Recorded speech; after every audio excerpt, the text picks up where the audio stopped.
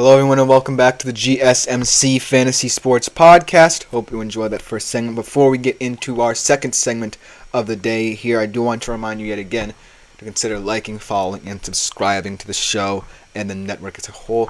Anything you do for the network is greatly appreciated. Also, continue making yourselves available to the many features YouTube has to offer. The Super Chat, Super Thanks, and Super Stickers features, whether it be any questions, comments, or concerns you may have. Even tips and donations are appreciated as well. Consider this. The show is always better when you guys are interacting with it. So continue doing what you're doing and we can continue to have fantastic shows with a lot of fun topics. But without further ado, let's jump right into our second segment of the day. And we have to talk about some of the fantasy QB losers this week, because there were several. And these guys, whether it be because they're in complicated situations, new offenses, haven't really played in a while, contract situations even, just didn't really play up to or even exceed, if they were more high-end guys, expectations. And so, even though, you always try and find faults in these performances, these are not indictments of these guys. This is week 1 of the NFL season. These are just guys who, coming into the season, being talked about, and what situations they were in leading up to this point more specifically, did not deliver. They still have 16 games left to do that. So these week 1 losers can quickly turn into fantasy winners, in my opinion. I believe that will happen. But for now, these guys simply did not live up to par or perform up to par this week. So without further ado, let's talk about them. Starting off with the most obvious one. The number 1 overall pick in the 2024 NFL Draft. The guy who everyone expects to be the franchise QB of the Chicago Bears. Obviously getting off to a very rough start. Didn't even get over 93 yards. Somehow still got the win, as the Chicago Bears became only the 3rd team in NFL history to win a game without scoring an offensive touchdown, and that is Caleb Williams. Now, I can understand why a lot of people will say, well, he probably wasn't going to live up to expectations in his first game in the NFL, because a lot of rookies don't. But, as I was learning this weekend, a lot of the best didn't have big games. Peyton Manning, Joe Montana, Dan Marino didn't have fantastic NFL starts. And most of them didn't even win their NFL starts. So, even though Caleb Williams, as we get a nice little comment here about a team, Bronson Howe, I hope I'm pronouncing this correctly, has a trade proposal for me. Trade Mahomes, Debo, Waddle for Burrow and CD, 2 QB, 3 flex PPR. His other QBs are Tua and Geno. Other wide receivers are Chase, Terry McLaurin, Keon Coleman, Ladd McConkey, A.D. Mitchell. Running backs Josh Jacobs, Ezekiel Elliott, Tank Bigsby, Jordan Mason, Bucky Irving. A very young team, very interesting young team. A lot of room for improvement, a lot of exciting guys with a lot of exciting storylines. The trade, Mahomes, Debo, Waddle for Burrow and CD. Now, I believe in this system, you can use 4 QBs, 2 on your bench and 2 starting, because why would you be trading these guys away when you already have a 2 QB setup? And 3 flex obviously helps in terms of PPR as well. So, Mahomes obviously still is considered the QB1. For Burrow, it's an interesting kind of trade. I still would keep Mahomes. Debo and Waddle are interesting because Debo kind of is losing his luster as a wide receiver on the San Francisco 49ers. He's either going to have a crazy game where he's over 100 yards receiving, or he's going to take a back seat to Brandon Ayuk, especially now that Ayuk has his whole contract deal figured out. And then Jalen Waddle, hearing me personally, he's disappointing. So those are 2 guys I want to focus on this trade. Mahomes, not so much. For Burrow and CD didn't necessarily have a big game against Cleveland, but it was still satisfying enough. He had a couple good catches, and I think this weekend against the Saints, he's going to pose a different direction to the Saints. Obviously, the Saints are not going to hold this Cowboys offense to 10 points like the Carolina Panthers, because the Cowboys offense is not the Carolina Panthers. So he's a very important wide receiver. He's very important to PPR because Dak will love him in terms of parts. But I'm looking at the concerns for your overarching team here. Tua and Geno, at the end of the day, aren't teams I would trust in any format for a long period of time. So Mahomes here is the asset. Now, Debo and Waddle you could negotiate with. Maybe not for Burrow as a QB because I believe he'll improve, but maybe not at the start of the season. Maybe look into him at the midpoint of the season if he's recovering from his wrist injury and Jamar Chase and T. Higgins are playing healthy. So, I'm going to have to wait and see on that. But Debo and Waddle are interesting kind of negotiate pieces because they are still valuable, but they're not always valuable for long periods of time. They're very injury prone as well. But at the end of the day, you could take the trade, and I wouldn't be mad at you because of the youth of this team. I see guys like Keon Coleman and Ladd McConkey who are largely unproven.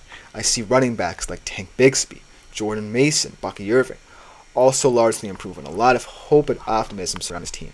So, crazy trade at this point could make a little bit of sense. But overall, I don't necessarily like the trade, even though you're in a very advantageous league where a lot of things matter, right? I think you can, in the future, use those pieces as valuable assets to get you more capital from the trade, but right now it's not beneficial to you. So I would say no for the trade. It's a very, very interesting team. It has a lot of potential, but it's just very young. Yeah, see how this trade may be a dynasty league, but at this current moment, PPR league, you should keep your best assets, and maybe later in the season, as the season progresses, if we're still in week 1, you could see how this all plays out, because I'm really interested to see how this young team grows. But that being said, let us get back to, and thank you for the comment, Bronson Howe, let us get back to the QB loser for the week, Caleb Williams again. I think that you can't expect him to immediately in week 1 of his rookie season get off a fantastic start. But I think as the season goes on, Caleb Williams will need to improve. He's a solid wide receiver room, 3-headed monster there. So at the end of the day, I still think that he will be someone to look out for.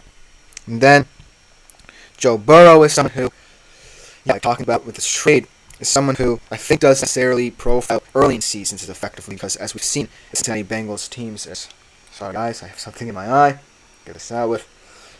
Joe Burrow is one of those guys who doesn't necessarily profile early in the season as someone who will be, especially this season as well, because there were a lot of contract situations with Bengals and a lot of weird situations surrounding Joe Burrow in training camp as he was recuperating from that wrist injury he sustained in his last year.